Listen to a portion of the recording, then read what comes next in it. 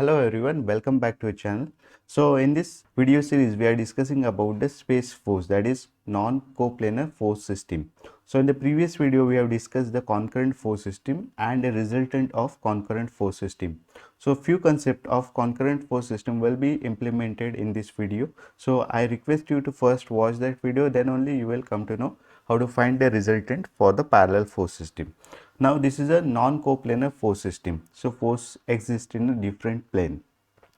So parallel force system represent that the line of action of all the forces are parallel to each other. So here 20 kilonewton, 8 kilonewton and 12 kilonewton and 40 kilonewton forces act parallel to each other. Okay, now we'll discuss the question. A square foundation mat supports the 4 columns as shown. So this is column 1, 2, 3 and 4. Determine the magnitude and the point of application of the resultant of the 4 loads. So here 4 loads means 20, 8, 12 and 40 kilonewton values were mentioned. Okay. So see here, if you observe this figure carefully, this is the z axis and this is the x axis. So first locate the plane on which these forces exist. So these forces exist on xz plane. So all the coordinates of the points you will get in terms of x and z. Y coordinate will be 0. So j value, j factor of the vector will have the 0 value here. So that point is clear by just observing this figure. Now we'll go to finding the coordinates of all the points. So here the point O, point B, point D and point E is very important. So we'll find out the coordinates of this point. So starting with point O, so this is located at the origin point. So its value will be 0, 0, 0. As we have discussed, the value of y component will be 0. That's why you should watch the video till the end to understand all those simple points. The next point is point B. So it is located here. So as you can see, the x value is 4 meter here. This is the 4 meter value here, and the z value is, this is the z value. So it is 5 plus 5, 10. So the x value for the point B is 4 meter and this is the z coordinate will be 10 meter and the y value will be 0. So 4, 0, 10. The next point is point D. The x value for the point D will be, this is the x value of the point D. So this is equal to 4 plus 6, that is 10, and the z value will be 5 meter. So x value is 10, y is 0 and z is equal to 5. For point E, the value of x is, this is the value of x and it is equal to 4 plus 6, that is 10 meter, and it lie on the x axis, that's why z value will be 0. So it has only x component, that is 10, 0 and 0. So in this way we have calculated the value of all the important points present on the given system. Now the next thing will convert the force in the vector form. For concurrent forces we have seen very complex table for the calculation, but here we can easily calculate the values of F1, F2 and F3. First we will identify F1 is equal to 20 kilonewton. Now see this act along the y-axis. It is the vertical, so it is along the y-axis and the upward direction of the y-axis is positive, downward direction will be negative. So all the forces have the downward direction. We'll consider all the forces are negative here. So first one is F1. Along x the value is 0. So I component is 0. Only j component is minus 20 kilonewton and z component is 0. F2. This is our F2. It is vertical force. So it has only j factor. I and k will be 0. So F2 is equal to minus 8j. If it is inclined, then it has only x, y, z component. If it is a vertical here, it has only j component. If it is a horizontal like this, then it has only k component. If the force is like this, then it has only I component, okay, because it is along x axis, and this force is along z axis, so it has only z component. So F2 only has j component, that is minus 8j. Now about the next force F3. F3 is located here. The value of F3 will be minus 12j kilonewton. And finally the F4 force is located here. The value of F4 will be minus 40j kilonewton. So in this way we have identified all 4 forces. Now to calculate the resultant formula is very simple, discussed in the last video only. R is equal to addition of all the forces. So here R is equal to minus 20J, minus 8J, minus 12J, minus 40J. Just add them because all are J components. So it is equal to R is equal to minus 80J kilonewton. So it is a vertical force located on this XZ plane. Its I and K coefficient will be equal to 0. After identifying the resultant, we should identify where is the location of the resultant, whether it is located here, here or here. For that, similar to the coplanar force system, we can implement Varignon's theorem. So to find out the location of the resultant, this part is slightly difficult. Finding the resultant, half part is easy, but finding the location is slightly critical part because the moment plays an important role in this segment. So watch next part very carefully with full attention. So let us consider the resultant act at a point Px0z. Okay, see the y coordinate is always 0 here in this question we have discussed previously. So only it has the x and z component. So we'll assume that our resultant is act at some point P whose x and z coordinates are x and z and y component is 0.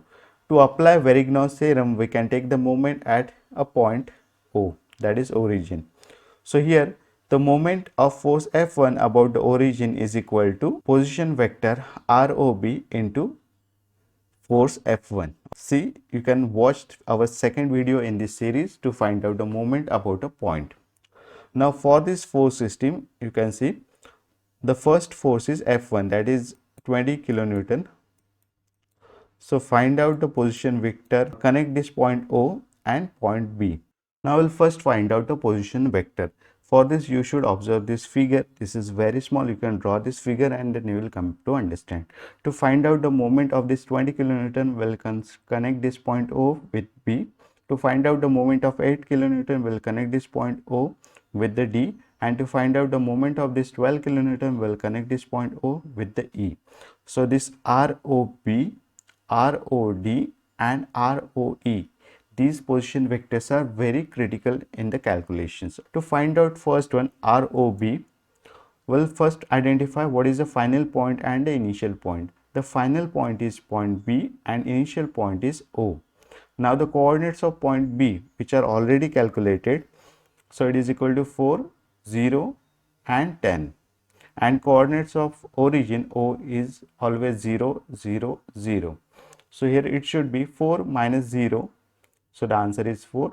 0 minus 0, the answer is 0. 10 minus 0, answer is 10. So the position vector ROB is equal to 4i plus 0j plus 10k. This is the answer. Next point, ROD, to calculate the moment about 8 kilonewton. Connect O and D. So here final point is D, initial point is O. So the coordinates of point D are 10, 0, 5, and for origin it is 0, 0, 0. So simply 10 minus 0, the answer is 10. 0 minus 0, answer is 0. 5 minus 0, answer is 5. So the position vector for ROD is equal to 10i plus 0j plus 5k. So this is the position vector for OD component. Next one is to find out the moment about E. So connect O point with the E. So it is ROE. So the final point here is E and initial point is O. So the coordinates of point E are 10, 0, 0 and the coordinates of point O are 0, 0, 0. So here it should be 10 minus 0, the answer is 10. 0 minus 0, answer is 0. 0 minus 0, answer is 0. So the position vector for ROE is 10i plus 0j plus 0k. Okay, so this is how we can find out the values. So this table format is slightly take more time to write, but it will give you the correct answer. You will not make any mistakes. So always follow this tabular format. You will not find this format in any book. This is specially designed for you to get the better accuracy. One question will arise in your mind, why we are not considering 10 kilonewton in this calculation. We have considered 20, 8 and 12 but not considered 40 kilonewton in this calculation. Okay, I will answer it afterward. If you know the answer, you can write it in the comment box. Now the location of the resultant. So to find out the location of the resultant, what we'll do, we'll apply the Varignon's theorem. So for that, first moment is given, moment of force F1 about O is equal to position vector into the force F1. Now the position vector value is already calculated. It is equal to 4i plus 0j plus 10k, and the vector form of F1 is 0i minus 20j plus 0k. Cross multiply it, you will get the moment. Okay. Here we can use a calculator to find out the cross product. So after doing the calculation, we get moment of force F1 about O is equal to 200I plus 0j minus 80k. The unit is kilonewton meter. Then we'll find out the moment of 8 kilonewton about O. So the vector form of force F2 8 kilonewton into distance position vector OD. So for the second force, we can write the equation as moment of force F2 about O is equal to ROD into F2. Now the value of ROD is 10I plus 0j plus 5k into the force minus 8j. So instead, in terms of I and k, it is already written, though the values are 0. So use the calculator, find out this cross product. The value is 40I plus 0j minus 80k. The unit is kilonewton meter. The next force is F3. The value is 12 kilonewton and the position vector is OE. So here cross product is ROE into F3. So this will give you the moment of force F3 about point O. The values are written here. ROE is equal to 10I plus 0j plus 0k into F3 is 0I minus 12j plus 0k. Find the cross product here. The answer is 0I plus 0j minus 120k. The unit is kilonewton meter. At the end, we'll find out the moment of this force F4. Now the answer comes here, why the moment is not considered of F4. As you can see, 40 kilonewton is passing through the moment center, that is point O. So as per the coplanar forces, when the force is passing through the moment center, its moment is equal to 0. On the same basis, we can consider the moment of force F4 about the origin is equal to 0. Now the resultant acts at a point P, X, 0 and Z. So taking the moment of the resultant about point O will be moment of resultant about point 4, O is equal to position vector ROP into resultant. So use the same table format, final point and the initial point. The final point is P, initial point is O. The coordinates of point P are X, 0, Z and coordinates of point O are 0, 0, 0. So it should be X minus 0. So X, 0 minus 0, 0, Z minus 0, Z. So the vector form of this position vector is Xi plus 0J plus Zk. Now put the value there. Xi plus 0j plus zk into r. R is 0i minus 80j plus 0k, already calculated in the first point only. Second point, the value of resultant that you can use here. Now we should manually find out the cross product. To find out the cross product, we should take the determinant form. So here the first row of this determinant will be ijk, because the answer of cross product is a vector form. So ijk first row. Second row, put the coefficient of I x, coefficient of j 0 and coefficient of k z, and in the last column put the value of vector form of the resultant. So the coefficient of I is 0, coefficient of j is minus 80 and the coefficient of k is 0. So in this way we can write this determinant. After this, the first term is I. So cancel out first row and first column. So this 2 by 2 determinant remains. The value of this determinant is 0 into 0. So 0 minus z into minus 80. So minus and minus becomes positive. So it is plus 80z. Next term will be minus j. So cancel out first row and the second column. So the remaining determinant will be x, z, 0, 0. So x into 0 0 minus z into 0 0. So this is 0 term. At the end consider k term. So cancel out first row and the last column. So remaining determinant will be x 0 0 and minus 80. So x into minus 80, the value is minus 80x, and minus 0 into 0, the value is 0. So here we get the equation 80zi, so 0j minus 80x into k. This is the moment of the resultant about the origin. Now actually here we can apply the Varignon's theorem. What a Varignon's theorem say? Summation of moment of all the forces about any point is equal to moment of a resultant about the same point. So here we can apply the Varignon's theorem. So summation of moment of forces about origin is equal to moment of a resultant about the origin.